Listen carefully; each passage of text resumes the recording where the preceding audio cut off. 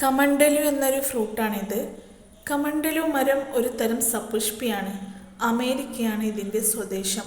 നല്ല കട്ടിയുള്ള പുറന്തോടാണ് ഇതിൻ്റെ കായ്കൾക്ക്. അതുകാരണം പണ്ട് ഭാരതത്തിൽ ഇതിൻ്റെ കായ്കളുടെ ഉള്ളു ചുരണ്ടിക്കളഞ്ഞ് കമണ്ടലു നിർമ്മിക്കാൻ ഉപയോഗിച്ചിരുന്നതായി പറയുന്നു. അതിനാലാണ് കമണ്ടലു മരം എന്ന പേര് ഈ വൃക്ഷത്തിന് കിട്ടിയത്. ഉഷ്ണമേഖലാ പ്രദേശങ്ങളിൽ കണ്ടുവരുന്ന ഈ മരം 25 മുതൽ 40 അടി വരെ ഉയരത്തിൽ വളരാറുണ്ട്. കമണ്ടലുവിലെ വെള്ളത്തിന് ഔഷധ ഗുണമുണ്ടെന്ന വിശ്വാസമുണ്ട്. കലബാഷ് ട്രീ എന്നാണ് പൊതുവെ ഇംഗ്ലീഷിൽ അറിയപ്പെടുന്നത്. ഇതിൻ്റെ ഒരു കായകൾക്ക് 5 കിലോ വരെ തൂക്കം വരാറുണ്ട്. കമണ്ടലുവിൻ്റെ പുറന്തോട് കട്ടിയുള്ളത് കൊണ്ട് തന്നെ പാത്രങ്ങളും കരകൗശല വസ്തുക്കളും നിർമ്മിക്കാൻ ഉപയോഗിച്ചു വരുന്നു.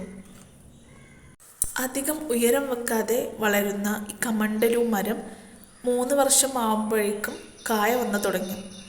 വലിയ കായകളായതുകൊണ്ട് തന്നെ അതിൻ്റെ കമ്പുകൾ ചാഞ്ഞ് ഒടിയാനുള്ള സാധ്യത ഏറെയാണ്.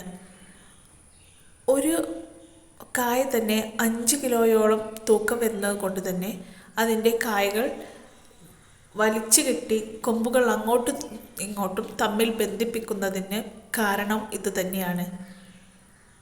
കണ്ടാൽ ഒരു കരിക്ക് പോലെ തോന്നിക്കുമെങ്കിലും കമണ്ടലു ഒരു വലിയൊരു ഫ്രൂട്ടാണ്.